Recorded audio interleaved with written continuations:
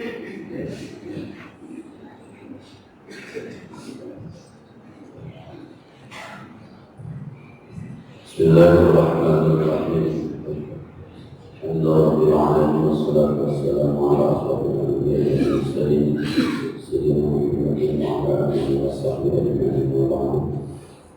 Al-Fatihah ila hadrati Rasulullah sallallahu alaihi wasallam wa ala alihi wa ummahatina wa abiyina wa aliyatina wa masyayikhina wa aliyatina wa muslimin wa aliyatina Bismillahirrahmanirrahim.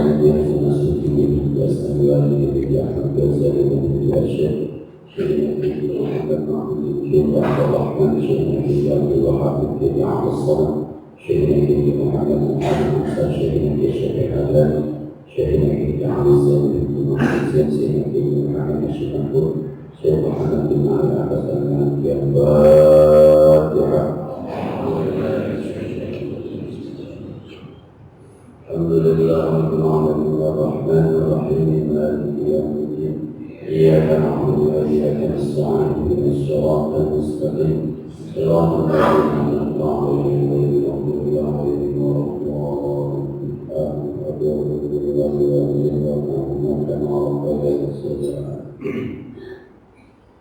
Jemaah yang berbahagia, kita memasuki hikmah yang ke-179 dari kitab Hikam bin Al-Qayyim As-Sakandari.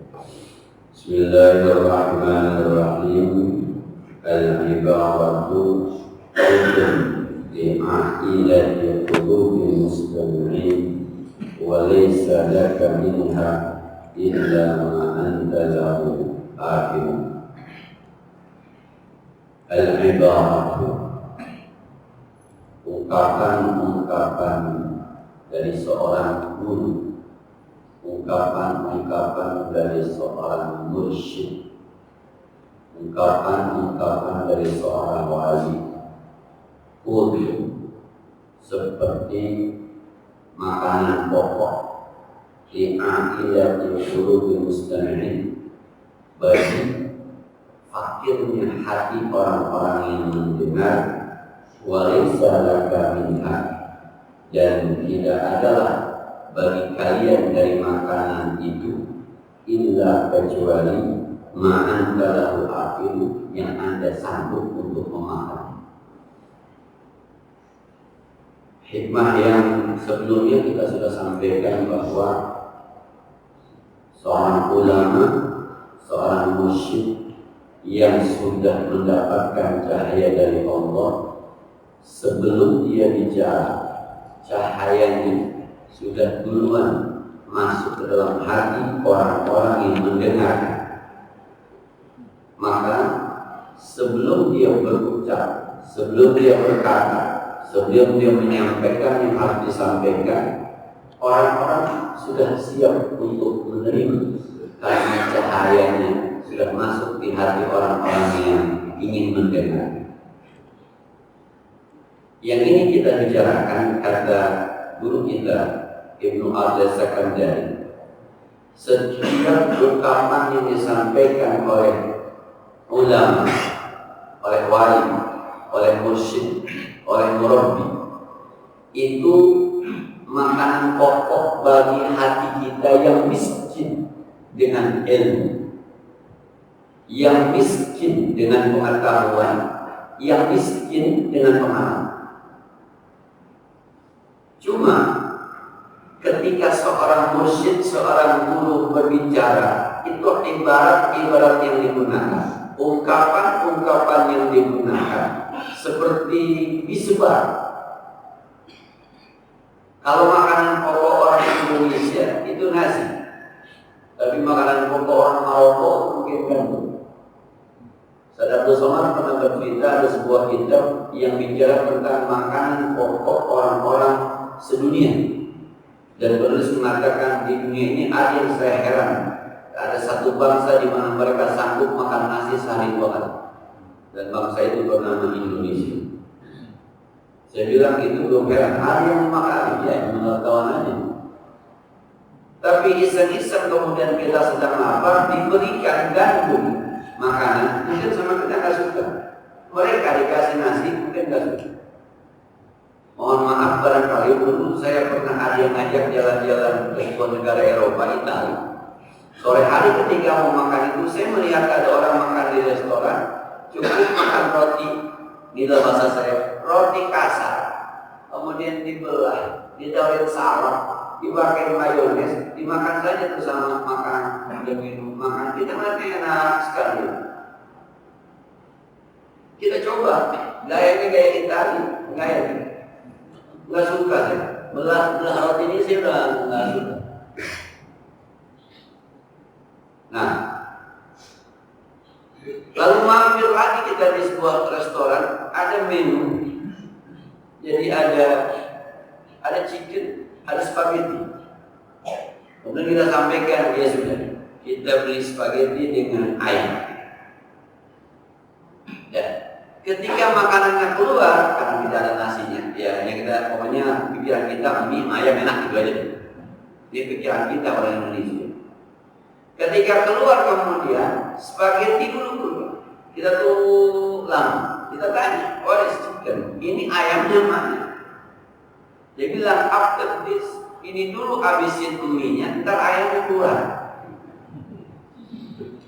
Jadi kita suruh makan mie dulu selesai, habis mie selesai dibak begitu sisanya baru ayam keluar. Jadi pemahaman kita ayam dengan mie, pemahaman dia mie bisa aja. Nanti ayam, sebab dia tidak ada cerita orang makan sekaligus dua, tidak ada.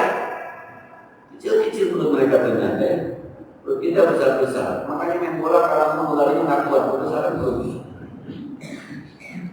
Beda.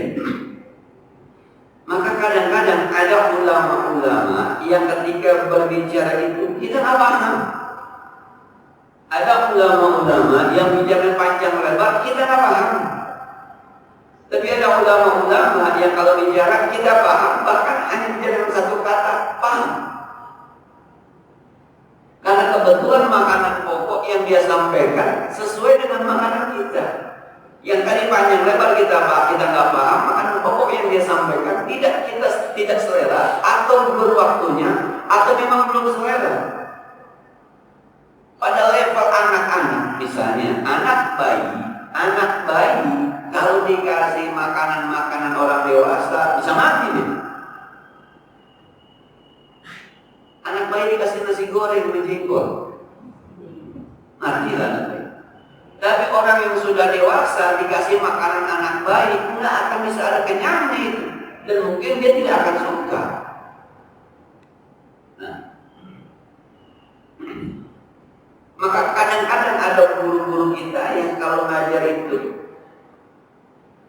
dengan kata yang singkat, tapi kita bisa menerima. Tapi juga kadang-kadang berdasarkan ilmu kita, beda-beda kita menanggapinya, karena seleranya berbeda. Coba Pak, kalau ada guru ngomong begini, hidup itu yang penting berkah. Di kepala kita beda-beda buat tanggapan berkah. Ada yang bilang berkah itu duitnya banyak, badannya sehat, anaknya benar, bininya cakep, 4 akur semua.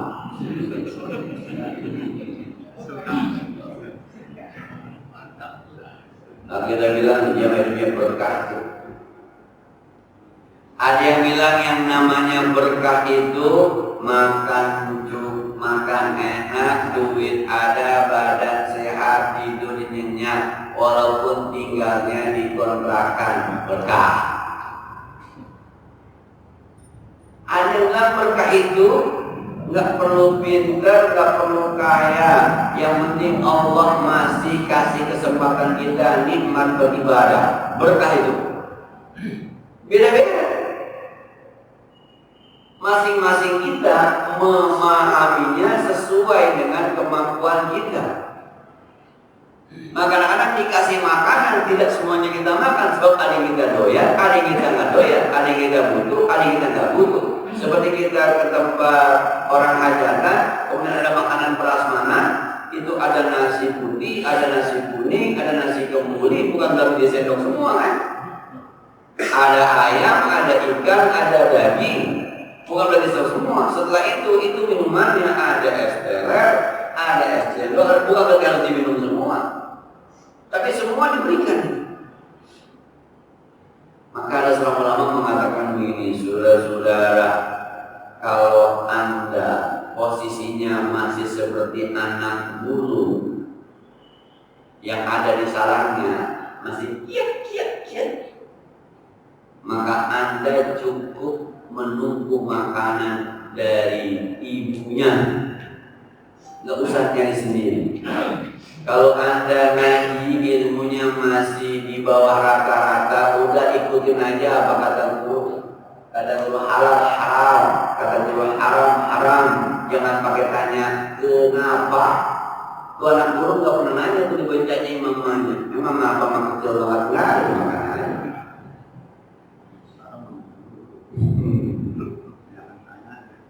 Kalau anak ini kan sebab kalau burung memaksa dirinya, sayapnya belum ada bulunya, memaksa dirinya ingin terbang, memaksa dirinya ingin keluar dari sarang, seakan-akan sok mampu, sok bisa jatuh, tuh burung mati loh.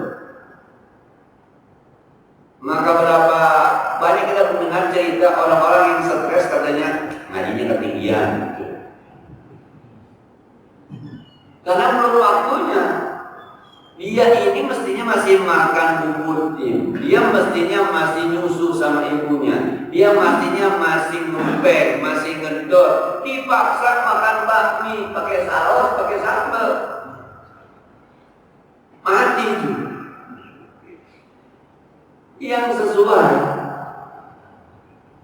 makanya guru tinggal nyampain saja sesuai dengan apa yang dia miliki. Cuman guru juga kan kadang-kadang punya pendidikan, punya pemahaman yang barangkali di atas rata-rata dari muridnya. Dan ketika dia sampaikan kadang-kadang yang dia pahami, yang dia rasa, yang dia yakini bahwa ini yang paling baik. Sementara kita kadang-kadang memahami itu pada level yang di bawah. Nanti kalau burungnya sudah ada sayapnya, kalau burungnya sudah ada bisa terbang, silahkan cari makan sendiri. Pilih cacing-cacing yang besar, yang kecil digabung jadi satu. Silahkan. Maka kalau masih awam, apa kata gurunya aja? Boleh nggak Ustaz? Boleh. Jalanin. Boleh nggak Ustaz? Enggak. Contohnya, emang apa Ustaz kagak boleh? Di Al-Quran ayat sekian ada ini. Kata Imam Ghazali, kata Ibnu Katsir, kata ini Al-Katsir, kalau setengah mati kan dengan ini. Ujung-ujungnya jadi boleh Ustaz ya. Itu doang kan jadi boleh. Mohon maaf, ini pengalaman ajar aja. Ada seorang ibu-ibu nanya, Ustaz, saya kadang-kadang bingung sih, kepala saya sakit, minum bodrek Ustaz, baik. Dan bodrek larinya ke perut Ustaz ketika saya makan, katanya kepala. Emang kenapa itu kepala saya jadi sembuh? Kepala saya yang sakit, pantat saya disuntik, baik Ustaz. Padahal yang sakit kepala, yang disuntik pantat itu bisa sampai. Pertanyaannya mantap banget gitu nyai-nyai. Kita jelasin, nyai, itu yang namanya obat kita minum, itu memang jatuhnya ke perut. Tapi belum sampai ke perut, dia larut dalam darah, pecah ianya itu, terserap sama darah, dipompa sama jantung, masuk ke otak, lewat oksigen di alurnya itu, naik ke atas. Emang di dalam badan kita air ngalir Ustaz, darahnya ngalir, itu jantung kita pompa. Saya nggak paham Ustaz, bodoh. Belum nyai-nyai pakai nanya bodrek. Namanya kepala kapan. Ini kadang-kadang kita kebangetan nafsu. Jadi ibarat-ibarat yang disampaikan oleh guru kita dipahami, kita merasa memahami itu jauh begitu. Maka ada orang-orang yang kadang-kadang belajarnya di internet, baca segala macam.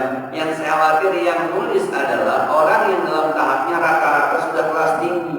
Yang nulis itu yang sudah bisa terbang kemana-mana. Kemudian dia tulis sesuai dengan pengalamannya. Yang baca adalah orang yang belum bisa terbang, belum bisa kemana-mana. Jadi dia bicara tentang berbagai macam cacing tanah, ini enak, itu enak, ini enak, itu enak, ini enak, itu enak. Sementara dia masih disangka, dikasih sama emaknya. Akhirnya dia protes, "Ma, kata buku, kata internet, kata Google itu cacing macam-macam, Mak. Bukan ini doang, Mak. Padahal dia nggak bisa kemana-mana. Anak saya tuh pesan makanan. Dia kata gini, Bi, kata teman aku makanan sushi namanya, malah Jepang. Sushi enak, Bi. Saya juga nggak tahu sushi apa. Kelas lainnya makan toprak, gado-gado, atas ini. Pesen dah, pesen. Dipesenkan macam-macam tuh. Yang mana dia? Aku juga kagak ngerti yang mana ini. Dia pesen-pesen aja. Dia pesen lagi. Ketika dia makan dia kagak doyan. Ini karena yang bicara sushi enak adalah orang yang memang pada level yang berbeda. Dia biasa di rumah makannya bukan makan itu. Kemudian ada orang cerita enak.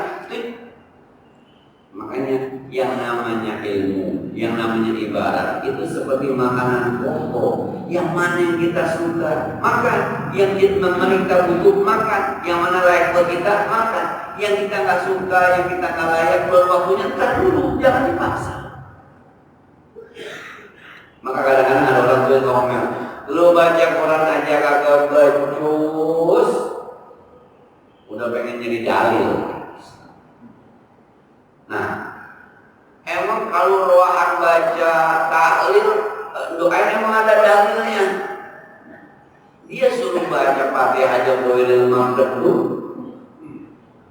mamdedu bi alaihim, tapi nyari dalil ini kadang-kadang orang melihat ketinggian menanyanya. Entar dijelasin juga pusing. Coba kalau dijelasin mau dijelasin. Di Quran ada ayat Rabbana ighfir lana wa li ikhwanina alladziina sabaquna bil iman. Ya Allah ya Tuhan kami, ampunkan dosa-dosa kami dan dosa-dosa orang-orang yang sudah meninggal duluan yang seiman. Itu ada doa khatib Jumat yang menjadi rukun Allahumma fil muslimina wal muslimat wal mu'minina wal mu'minat al ahya'i wal amwat. Ya kan ngerti kita ngomong begitu. Tapi nih, jadi maka kalau kita tarik ke tasawuf, kita tarik ke ilmu ma'rifat, maka kadang-kadang ada guru-guru yang ketika dia bicara ada yang paham, ada yang enggak paham, ada yang ngerti, ada yang enggak ngerti. Itu wajar. Karena sekali lagi kita memahami apa yang kita butuhkan dan kadang-kadang kita belum sampai pada tarafnya. Orang selalu bilang belum makomnya. Nah, di tempat saya itu ada guru saya di Haji Musyahid. Itu kalau ngomong begitu, kalau ngomong suka ada sesuatu yang menurut saya nggak apa-apa mulai kita masuk neraka, yang penting Allah ridho. Waduh, kalau di kepala saya nih, biarin Allah nggak ridho, yang penting masuk surga. Kalau di kepala kita, rumah yang penting surga, enggak. Guru saya bilang bukan surga, yang penting Allah ridho. Karena Nabi Ibrahim dibakar, Allahnya ridho, diingin tuh api. Karena Allahnya ridho. Api yang panas ketika Nabi Ibrahim dibakar itu nggak panas. Kenapa? Sebab Allahnya ridho. Bukan soal dibakar atau tidak dibakarnya, Allah ridho.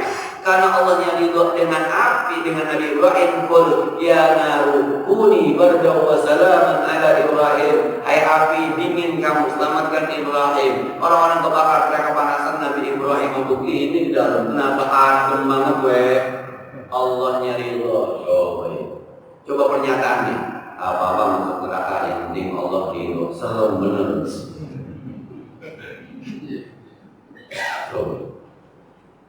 Kalau Allahnya ridho mah jangan kata yang susah, yang mustahil juga bisa. Nah, masuk di kepala kita. Allahnya ridho jangan yang susah, yang mustahil Allah bisa. Bukan begitu, Ustaz, utang saya 3 miliar lunas. Kalau Allahnya ridho, nggak sampai otak kita. Pasti dia kasih keterangan. Nabi Musa cuma modal tongkat, Allahnya ridho, laut dibelah. Emang yang belah siapa? Nabi Musa? Bukan. Tongkatnya? Bukan. Allahnya ridho, maka ada tembok dari mana? Dari air. Coba, tembok dari air itu mustahil terjadi. Orang bikin tembok dari air, tembok dari besi, ada besi dari lumbu. Di tembok ada air dan bisa dilewati. Siapa itu Nabi Musa? Kok bisa Allah ridho?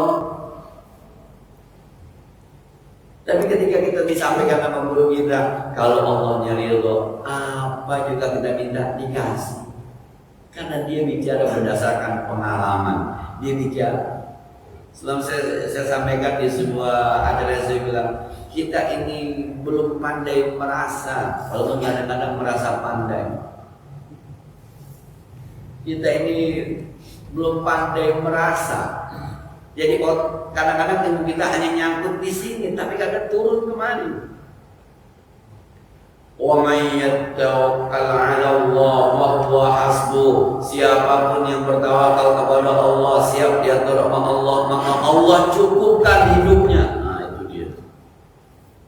Suruh sembahyang subuh siap, suruh tahajud siap, suruh duha siap, sholat jamaah siap, baca Quran siap.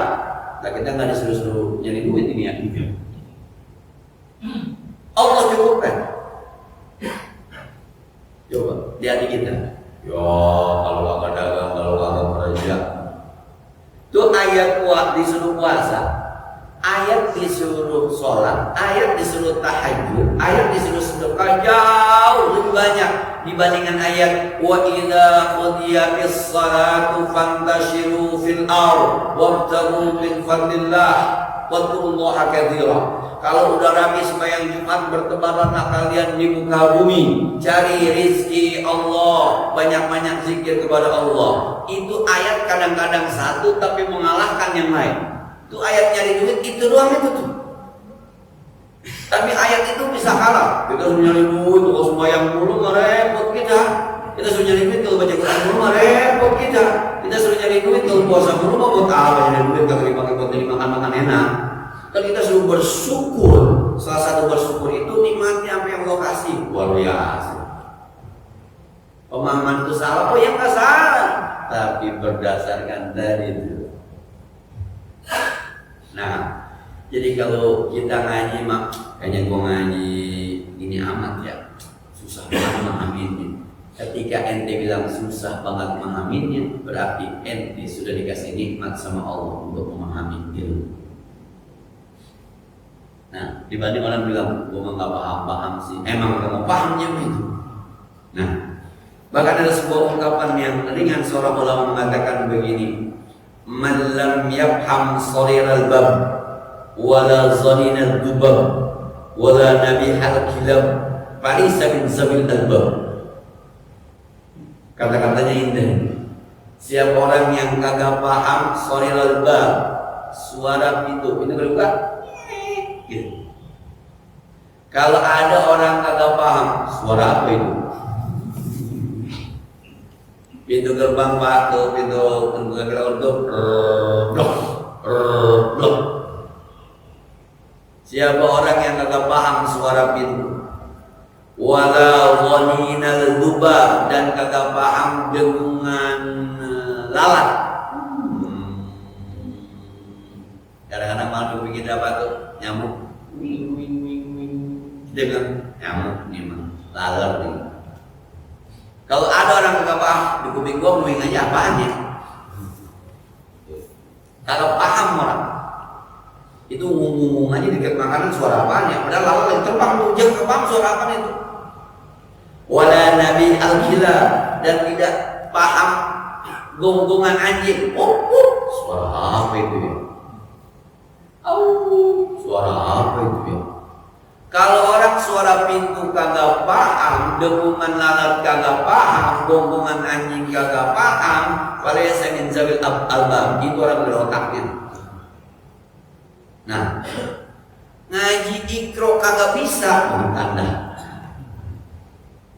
Ngaji ikro A, tak nggak bisa, baca tulis ABCD kagak bisa, garam asin lupa. Emang garam asin? Astagfirullah. Itu yang kayak gitu baru dianggap nggak ada otaknya. Selama kita masih bisa aba, kita masih ingat tuh baca ABC, kita masih tahu mulai itu mana, kita masih ingat, berarti otak kita masih berperan. otak kita masih bisa dipakai, otak kita masih bisa digunain, maka orang kayak gitu masih bisa diajarin, masih bisa terima ilmu, walaupun pada tahap yang berbeda. Saya sampaikan baik. Ada murid dikasih ilmu 1 dapatnya 5. Ada murid dikasih ilmu 1 dapatnya 1. Ada murid dikasih ilmu dapat 5. Anak kelas 3 SD diajarin 3 ditambah 4 sama dengan 7. Itu ilmunya dikasih. Di rumahnya kutik-kutik 3 tambah 4 sama dengan 7. Berarti 4 tambah 3 sama dengan 7 loh. Berarti 7 diambil 4 sama dengan 3. 7 diambil 3 sama dengan 4. Di rumah tuh kutik-kutik. Oh, ketemu, dikasih 1 ilmunya, dapatnya 5. Tapi ada anak yang dikasih ilmu 1, dapatnya 1. 3 ditambah 4 sama dengan 7. Besok gurunya kasih soal 4 ditambah titik-titik sama dengan 7. Berapa titik-titiknya? Nggak bisa jawab ya. Lah kamu kan diajarin 3 tambah 4. Kan diajarin 3 tambah 4. Emang ngapa dikasih soal 3 tambah titik-titik? 4 ditambah titik-titik. Jangan dibalik dong. Ini masih dapat juga tuh ilmu. Maka orang belajar itu seperti tanah menerima air hujan. Ada tanah merah yang ketika menerima air hujan mampu mengeluarkan jenis yang berbeda. Ini tanah merah, ini hujan. Yang masuk apa? Air. Yang muncul apa? Pohonan. Yang masuk air, diolah sama tanah merah. Tapi yang muncul kemudian pohonan. Hebat. Dikasih ilmunya Quran, dikasih ilmunya hadis, pas muncul jadi ahli sufi. Quran hadis pas muncul jadi ahli fikih. Quran hadis pas muncul jadi ahli astronomi. Quran hadis tanah merah. Nah, tapi ada tanah yang kayak kolam empang. Dikasih air, tetap air, nggak berubah-berubah. Cuma orang lain bisa memanfaatkan air itu. Ada yang ambil dari sumur, orang lain masih dapat manfaat. Yang ketiga, aspal. Aspal kena hujan, ngelawan gimana? Udah nggak bisa nyimpen, dikasih air balik gimana gitu. Ini anak sekolah yang kalau diajarin susah banget kadang begini nih, susah banget ngelawan. Mana PR-nya? Nggak dikerjain, Pak. Emang ngapa? Ya nggak apa-apa itu. PR saya, ngerjain saya.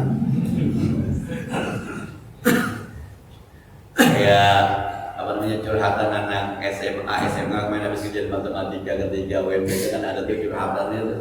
Saya baca di Instagram mereka tuh, diupload oleh teman-temannya. Ada yang nulis begitu tuh.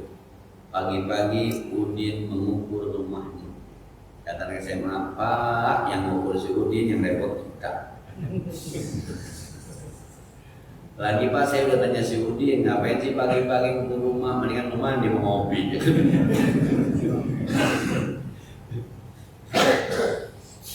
Nah, yang lebih parah itu tanahnya tanah pasir, kena hujan, ngelawan maka apa Pak? Menbubar, kabur semuanya. Itu masing-masing. Maka seorang seorang mursyid, seorang guru kadang-kadang menyampaikan sesuatu itu ditanggapi berbeda oleh murid-murid. Kalau dalam bahasa Arab itu Pak, ada sebuah contoh. Orang memanggil temannya itu namanya Sa'atarabirri namanya. Ya Sa'atarabirri. Lagi Sa'id, ya Sa'atarabirri. Yang lain dengar as-sa'atarabirri. Satu saat kau akan melihat kebaikan. Yang satu dengar is-sa'atarabirri. Bergeraklah, nanti kau akan melihat birri, kebaikan. Bahkan ini cerita di kitab sebuah sarah-sarahnya ini. Bapak-bapak mau percaya atau tidak, kan ini ada rujukannya, ada kitabnya. Karena saya juga ketika baca apa iya gitu ya, tapi lah sudah, ini hanya sebuah cerita, pasti benar, pasti ada sumbernya, karena yang cerita adalah ulama dalam sebuah kitab. Diundanglah para guru, para kiai, para ulama untuk jamuan makan. ada sebuah tempat tempat makanan yang biasa digunakan untuk sesuatu yang agak baik, sesuatu yang nggak baik, sesuatu yang kotor. Jadi bisa jadi kalau itu jadi tempat sampah, sebenarnya tempat sampah, cuma karena udah lama nggak digunain, dicuci bersih segala macam, akhirnya dipakai buat tempat sayur. Disendok lah itu sama orang sayur. Selesai makan, itu tempat sampah yang sekarang dijadikan tempat sayur, ngomong begini, kedengaran suaranya pada baik. Demi Allah, setelah saya dipakai untuk tempat makan orang-orang alim yang hadir saat ini, orang-orang yang baik yang datang saat ini, maka saya tidak akan mau lagi kembali dijadikan tempat sampah, tempat naruh kotor. Demi Allah. Habis itu belah dua, udah nggak mau lagi. Seorang ulama namanya Syekh Muhyiddin, dia bilang begini, Bapak-bapak, saudara-saudara dengar tadi apa yang disampaikan oleh tempat sampah yang udah belah? Oh iya, kita dengar. Semua tuh para alim ulama. Apa katanya? Dia sudah tidak mau lagi digunakan untuk hal-hal yang buruk, maka dia pecahkan dirinya. Kata Syekh Muhyiddin, Anda salah dengar. Anda salah dengar. Yang tadi dikatakan oleh tempat sampah, kita yang udah pada benar, jangan jadi orang kagak benar. Coba. Jadi dia memahami suara dari tempat sampah ini adalah nasihat buat dirinya, sementara yang lain memahami apa adanya.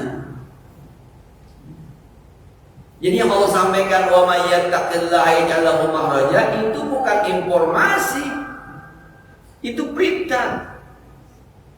Coba Pak, siapa orang yang bertakwa kepada Allah, yaj'al lahu makhraja wa yarzuqhu min haitsu la yahtasib, akan diberikan jalan keluar dari segala masalah, akan dikasih rezeki dari yang tidak diduga-duga. Pertanyaannya, itu informasi dari Allah apa perintah? Kalau ada yang mengatakan bahwa itu informasi dari Allah, Allah ngasih tahu, iya mau dikerjain kagak. Tapi kalau dianggap sebagai ini perintah, walaupun kalimatnya kalimat berita, maka ada kalimat berita yang terjemahnya adalah perintah. Ini bukan informasi, ini perintah. Bertakwalah Anda, itu sebenarnya isinya. Sebab kalau Anda bertakwa, Anda tidak akan pernah susah, Anda tidak akan pernah punya masalah. Kalau Anda susah, ada rezeki yang tidak akan diduga. Itu intinya, bukan sekedar informasi. Kata Allah, kalau kita bertakwa, bukan bertakwalah. Ada murid, ada anak di rumah, kata bapaknya gini, kalau kita rajin belajar, maka kita akan jadi pintar. Itu informasi apa perintah? Nah, dulu ada si anak tuh rajin banget belajarnya. Sekarang jadi pengusaha, itu informasi apa perintah? Maka anak yang malas akan bilang itu hanya sebuah cerita. Anak yang lain akan bilang jadilah lu kayak si Anu, entar lu jadi Maka ada kalimat di Al-Quran yang sepertinya informasi tapi sebenarnya perintah. Coba kalau hadis As-salatu imaduddin, salat adalah tiang agama, informasi apa perintah? Perintah, sholat. Kalau sholat agama lu kuat, itu pemahamannya. Bukan informasi. Oh, sholat tiang agama. Oh, begitu bukan. Agama tidak ingin menghadapi kita cuma sekedar. Oh, bukan. An-nikahu nisfuddin falyattaqillaha fin nisbil baqi. Nikah itu separuh agama dan carilah separuhnya lagi dalam bertakwa kepada Allah. Nikah itu separuh agama, itu perintah apa informasi? Kalau informasi, nanti akhirnya nikah separuh agama, satu kali nikah. Kalau lengkap harus 2 kali nikah dong bos. Itu kalau informasi, bukan itu maksudnya. Nikahlah Anda. Itu pemahaman informasi. Kadang-kadang kita memahami perintah itu salah memahami karena terlalu tekstual. Ini bukan itu masalahnya. Nah, dulu ada orang baca doa akad nikah. Rupanya Kiai pengen datang ke rumah orang, udah pengen ngopi, belum ada yang nanya-nanya tuh kali kiai ya. Baca doa akan nikah. Allahumma alif bainahuma kama alafta baina Adam wa Hawa. Ya Allah, tautkan hati keduanya seperti Engkau tautkan hati Nabi Adam dan Hawa. Tapi di ujungnya Allahumma alif bainahuma kama alafta baina al-dhuhwa wal laban. Ya Allah, tautkan hati keduanya sebagaimana Engkau sudah tautkan antara kopi sama susu. Orang pada ketawa, kata tuan rumahnya, dia pengen ngopi kayaknya. Itu bercandaan semacam itu pun ada maksudnya. Sampai ada seorang ulama yang lagi-lagi nih, bulan puasa dia datang ke rumah muridnya. Dia bukan datang pengen ngobrol doang. Dia cerita, makin tua, kakeknya makin makan apa aja nikmat dicabut ya, makan ini enak, makan ini enak. Mikir sekitar, makan ayam kampung kali enak ya. Lagi cerita di gurunya. Muridnya menangkap dengan luar biasa. Wah, guru gua pengen makan ayam kampung. Pulang gurunya jam 4:30, jam 5:30 muridnya udah bawa ayam kampung. Udah rapi, udah bersih, tinggal goreng, tinggal rebus doang. Sampai di rumah, malam saya datang ke rumahnya cerita, mulai rupanya Ustaz nggak boleh ngomong sembarangan ya. Ada yang murid pemahamannya sampai begitu ada, tapi ada yang gurunya udah dehem mulu masih gak paham ada. Nah, perut kayaknya masuk angin ini. Kerokin aja perlu lapar gua. Kalimat-kalimat Al-Quran itu begitu. Jadi kadang-kadang kayak qul huwallahu ahad, katakanlah bahwa Allah itu Maha Esa. Ini perintah apa informasi? Ini perintah. Tauhidkanlah Allah, esakanlah Allah. Jadi, nah, masalahnya kemudian kita kadang-kadang melihat makanan itu kan mana yang kita suka, mana yang memang harus kita makan. Buat kita sebagai murid itu tadi, selama kita masih jadi anak burung, belum punya sayap, nggak bisa terbang, cukuplah kita menerima makan dari induknya. Dibawain cacing kayak apa kek, makanan kayak apa kek, makan aja.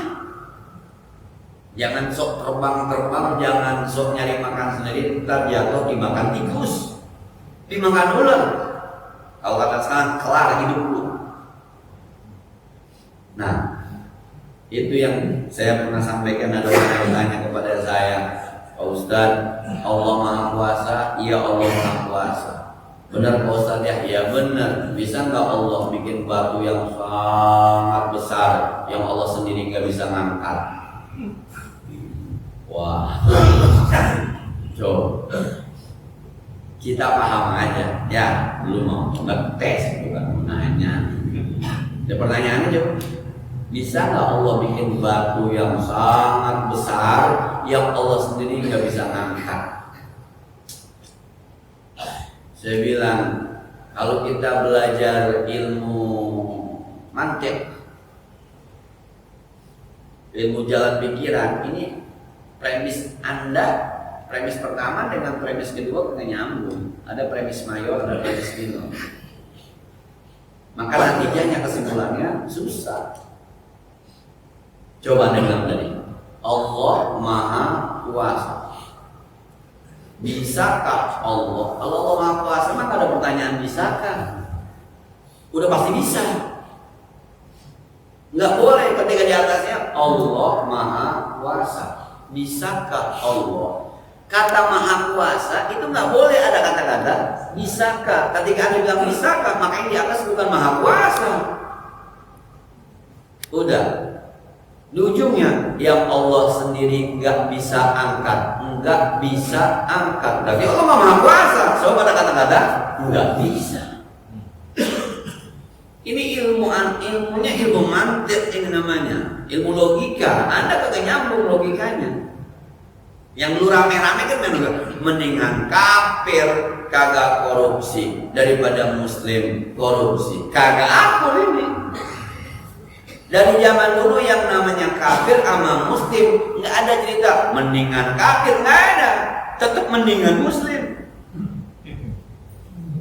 Lo mau kata apa juga mendingan muslim. Nanti soal korupsi nggak korupsinya jangan dibandingkan antara muslim dengan kafirnya. Yang korupsi sama yang kagak korupsi mendingan yang kagak korupsi. Daripada muslim korupsi cari muslim yang kagak korupsi, ketemu ternyata ada. Oke, ternyata nggak pakai marah-marah. Nah, sama kemarin lebih indah konde dibanding cadar. Ini logika dari mana? Saya nggak paham syariat, nggak paham ngomong, ngaji. Ini kan yang satu adat, yang satu syariat, nggak bisa digabung. Kalau mau disandingkan silakan. Itu orang-orang Melayu bilang begitu, adat bersanding dengan syariat. Ketika bertentangan adat dengan syariat yang harus ngalah adatnya, syariat yang dijalankan, itu nggak bisa. Kalau tusuk konde kebaya yang adat Indonesia mau dibandingkan sama celana rok Hawaii-nya, rok mininya orang China, rok mininya orang Amerika, silakan. Jauh lebih indah punya kita dibanding bangsa lain. Itu ada tenang aja. Ini nggak angkut, ini ilmu logika namanya. Kadang-kadang ada orang yang kagak paham apa-apa nanyanya kemana-mana. Dan ntar di surga kita bisa jalan-jalan. Astagfirullah. Kalau menuju dunia di dunia dijalankan jalan terbang bisa, surga terbang bisa. Yang saya bilang sama ibu-ibu, lagi di surga Ustaz, selain ada bidadari ada nggak pameran? Buat saya, masa buat laki saya doang? Udah di surga masih ngiri, heran bu. Di surga masih ngiri. Ada yang setia banget, Ustaz, nanti di akhirat saya ketemu lagi nggak sama suami saya? Saya bilang bukan. Di dunia dia hidup susah sama dia, di akhirat udah masuk surga masih dia aja. Yang kayak gitu tuh, pokoknya namanya di surga udah nikmat aja udah. Tuh laki digerbutin bidadari, bininya minum air putih. Nikmat minum air putih di surga mengalahkan kenikmatan yang lain-lain. Dibilangin pokok, bila yang tadi gua lagi digerbutin sama buru amat yang minum air putih. Itu surga tuh kira-kira gambarnya kayak gitu. Cuma kadang-kadang ada orang yang bertanya yang sekali lagi, ketika kita belajar, seorang guru menyampaikan apa saja yang dia sampaikan. Tapi ibarat makanan pokok, kita lihat layaknya yang mana yang kita makan. Ada zikir namanya lisan. Mungkin itu kelas kita deh, zikirnya zikir lisan. Nanti ada zikir, kelasnya zikir hati. Kalau bukan kelas kita, jangan ikutin itu. Bukan jangan ikutin, jangan dulu ke situ. Karena mungkin kita masih makannya bubur, belum makan nasi. Nah, mungkin masih kelas disuapin. Bukan Pak, ada orang-orang lagi kondangan, kemudian ada dangdut, ada artisnya, pakaiannya nggak sopan, dilihatin sambil muter-muter tasbih. Saya bilang, di mata saya ini kagak aku. Sampai akhirnya saya husnuzon lah ya, mungkin lagi zikir kan. Cuma tangannya tuh muter-muter tasbih, tapi matanya ke artis aja. Mulutnya kelamak-kelamik tasbih, tapi mungkin lagunya saya nggak tahu. Nah, tapi ada juga seorang ulama sufi yang ketika dia kondangan belat itu dia tanpa ekspresi, dia liatin orang bernyanyi joget di panggung tanpa ekspresi. Ketika orang pulang ditanya, Kiai tadi kayaknya serius banget liatin artis. Oh, enggak, saya lagi bayangin kalau artis itu kulitnya dibuang, dagingnya dibuang, tinggal tulangnya saja. Kesian ya. Hina sekali dia. Mau cari uang sampai sebegitu. Saya bersyukur karena Allah masih jadikan saya dikasih rezeki sampai begitu-begitu bang. Ada juga yang begitu ada. Tapi yang kelasnya berbeda. Ketika dia sampaikan itu jangan coba besok gue liatin. Nah, kalau kita ngeliatin terus kaki kita goyang, tangan kita goyang, kepala kita goyang begitu. Itu yang itu beda kelas, beda makam. Nah, Sekali lagi kita tinggal mengukur diri kita. Ibarat yang disampaikan guru kita itu semuanya ibarat makanan pokok yang kita semua bisa makan sesuai dengan kebutuhan kita, sesuai dengan umur kita, sesuai dengan ilmu kita. Jangan semuanya dicontek, jangan semuanya. Nah, kalau kata seorang pembisnis yang saya kenal itu, sama bininya dibilang begini ketika saya pakai baju begini, tuh kayak Ustaz pakai baju koko, jahit baju koko, jangan pakai baju itu mulu. Kata yang pedagang ini bilang, dia mau Ustaz kemana-mana ya bajunya koko. Lah gua tukang dagang pakai koko. Ya bener juga memang. Nggak ada yang nyalain tukang dagang pakai koko, nggak ada. Cuma ada kelayakan yang nggak layak begitu. Nah, kalau dia mah kokonya yang tukar-tukaran, kalau gua dasinya yang tukar-tukaran. Kalau dia kainnya tukar-tukaran, gua sepatunya yang tukar-tukaran. Karena makomnya berbeda. Itu yang saya bilang, seorang kiai di sebuah pesantren pakai gamis, pakai peci tinggi, semua muridnya pakai peci tinggi. Jadi kenapa yang dicontek pecinya, bukan dikirnya? Oh, karena baru sebatas itu dari itu mengikuti apa yang diberikan oleh ibunya sebagai anak gurunya. Sekira ini, insyaallah nanti kita akan lihat ciri mana guru yang menyampaikan sesuatu sudah sampai, dia sendiri sudah sampai lalu dia sampaikan, atau dia masih pada posisi yang menuju belum sampai.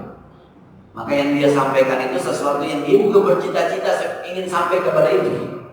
Tapi ada orang-orang yang ketika dia cerita ada sesuatu yang dia sudah rasakan. Intinya adalah kita harus pandai merasa, bukan merasa pandai. Nanti kita sampaikan oleh guru kita, ada ibarat-ibarat kita akan berkata, luar biasa guru itu, tapi saya belum bisa laksanakan. Yang ini bisa. Nah, saya kira ini ya, barangkali sebagaimana biasa yang perlu kita diskusikan lebih lanjut, barangkali dipersilakan. Terima kasih Ustaz. Sebagaimana apa yang disampaikan pada hari ini, ada dua pertanyaan. Yang satu kedua tema, yang satu menjadi tema ini. Tema ini adalah sebagaimana tadi kita pernah bersama beberapa kali ini, yang memang cahaya Allah diberikan kepada musik kita atau berkira bahwa kita memang itu kenyataan memang benar. Contoh apabila kiai kita di zaman dulu ya, apabila kiai kita datang aja, kalau kita mendengar kita sudah berdiri, apalagi ucapannya kita. Tapi kalau dibanding daripada kiai itu yang sekarang, itu kan kelihatannya ilmunya lebih banyak daripada akhlaknya, daripada kiai dulu. Kalau kiai dulu kan zaman dulu banyaknya akhlak dan kemudian, jadi pengetahuannya memang begitu. Nah, tapi kalau dulu apa yang orang sekarang ini pengetahuannya banyak tapi akhlaknya tidak berapa. Itu kriteria apa yang menyebabkan itu. Yang kedua, artinya dua tema. Di sini jadi karena yang mau puasa, di mana imam saya ini kan biasanya kalau lihat nawar itu sama kodin agak dipakai dari Ramadan itu biasa kita. Tapi ada juga nawar itu sama kodin agak dipakai dari Ramadan. Sedangkan di Al-Qiyah mengatakan berdua berhati malam di Al-Qiyah dan dan contoh di Al-Quran juga ada. Syahrul Ramadan bisa dikata Syahrul Ramadan itu apa? Mungkin ada kitab lain yang menyatakan itu dari makna. Nah, iya. Jadi memang saya juga memperhatikan itu fenomena itu. Dulu guru kita yang ngajarin alif-alifan, wibawanya luar biasa. Alif-alifan ngajarin anin pun, ban pun, tantin pun. Tapi ngaji kita harus tahu musiknya, dia yang mus, udah diem. Baca, udah diem. Karena memang itu dari akhlak. Itu saya bilang tadi, pandai merasa. Ilmu kan adanya di sini kadang-kadang. Cuma kadang-kadang kalau cuma di sini, ini hanya buat sekedar berdebat, ceramah, diskusi, ngajar. Maka saya bilang orang yang hanya bisa ngajar itu levelnya mudaris. Tapi seorang pendidik yang bisa menginspirasi muridnya itu namanya ustaz. Tapi seorang pendidik yang peduli sekali sama muridnya sampai-sampai malam tahajud dia doain muridnya kagak tahu itu namanya murabbi. Dan banyak di kita sekarang pada level mudaris tapi tidak murabbi. Oh, kalau dulu saya mulai lu kapan-kapan jadi guru, murid kuasain, murid tahajudin tuh bahasanya. Puasa Senin Kemis buat murid. Murid ini makan aja kalau puasa-puasa. Tahajud bangun doain murid. Itu yang hanya cahayanya. Cahaya gurunya sampai kepada murid tanpa dirasa oleh muridnya, tapi ngefek. Dan kita melihat itu sekarang. Jadi ilmu makin luas, ilmu makin banyak, tapi akhlak semakin rendah dari bumi sehingga cahaya. Nah, Bapak ada guru yang kalau coba minta maaf ya, saya pernah ditelepon sama seorang guru dari mudah-mudahan ini hanya sekedar Waalaikumsalam, salam. Hari ini ada jadwal Jumat 2 apa 1 Ustaz? Belum, jadwal Jumat 2 besar 1 doang. Enggak, kalau 2 kasih saya Ustaz, saya udah kagak naik-naik ini 2 minggu. Wah, gimana itu? Ada khatib Jumat yang nyari jadwal. Ini kan secara akhlak. Nah, Ustaz di mana sekarang? 05, udah buat saya aja, buat saya aja. Saya bilang saya mau aja nyerahin, pengurus masjidnya mau kagak mente gitu.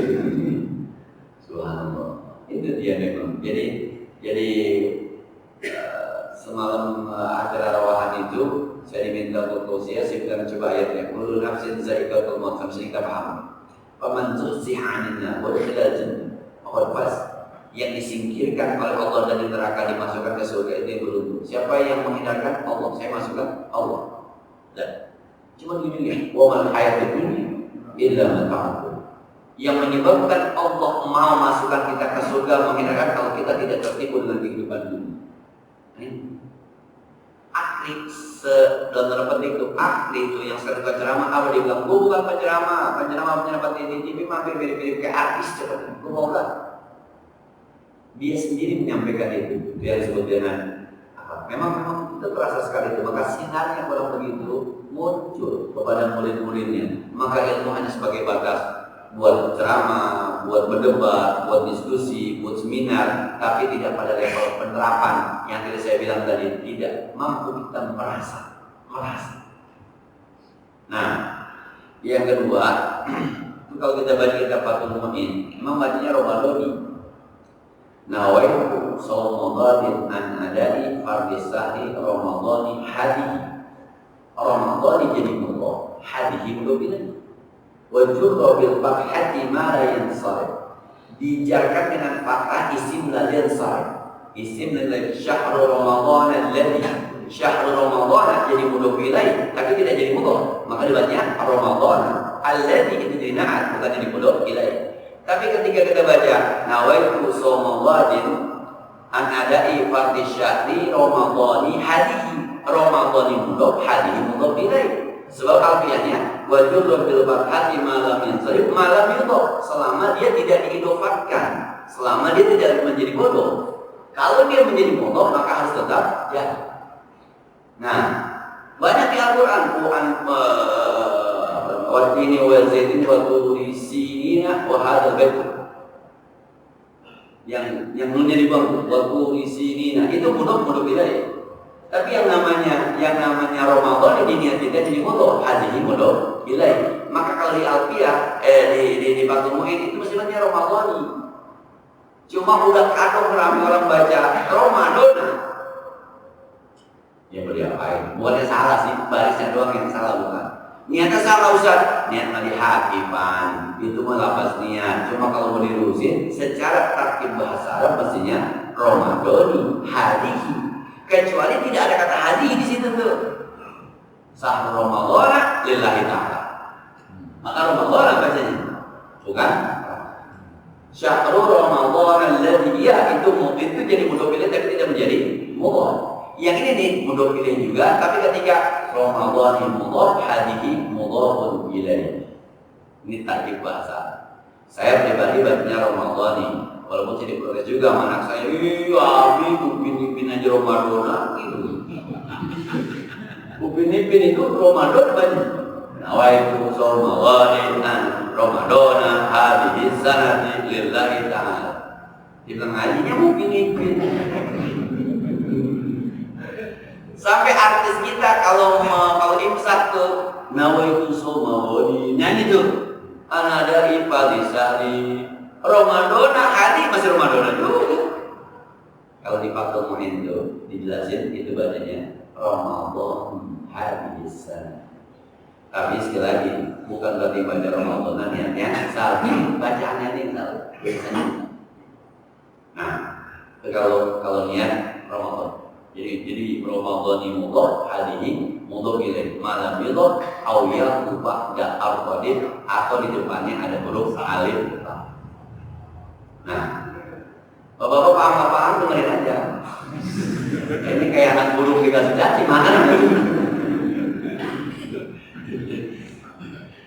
Nah.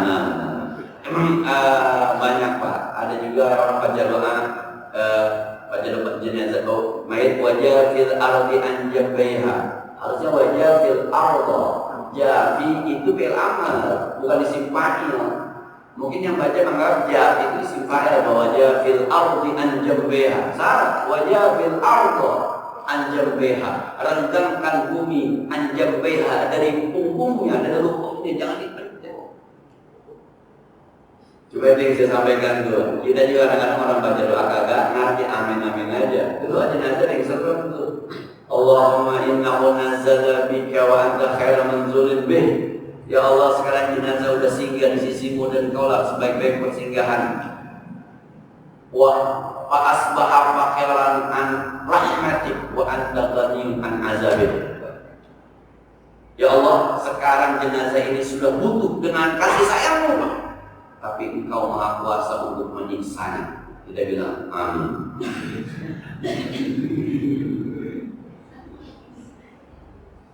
Wa asbaha faqiran ila rahmat wa anta ghaniyun an azab. Sekarang dia sudah butuh kasih sayangmu ya Allah, tapi engkau berhak untuk menyiksanya. Amin. Ya sekali lagi Pak, amin aja. Tapi kan ujungnya sih Pak anak nujina taladhimina ilaika syu'an. Maka kami datang kepadamu ya Allah dalam rangka memberikan pertolongan berdoa agar engkau ampunkan dosa. Tapi itu wa anta ghaniyun an azab. Engkau layak untuk menyiksanya. Kita bilang amin. Istrinya di dalam sambil nangis amin ya Allah. Matang. Nah, cukup deh, mudah-mudahan bermanfaatnya. Al-Fatihah.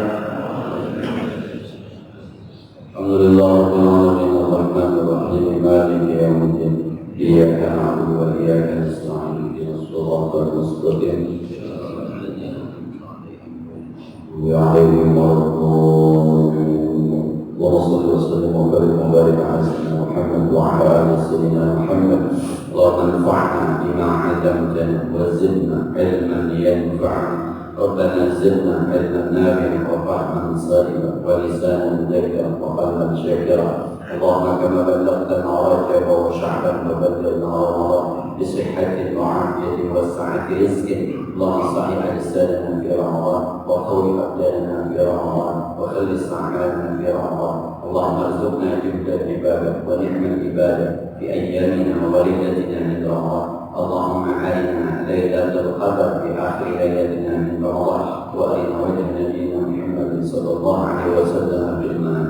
ربنا اغفر لنا ولوالدينا ولمشايخنا ولجيراننا حقم علينا. ربنا آتنا في الدنيا حسنة في الآخرة حسنة وقنا عذاب النار.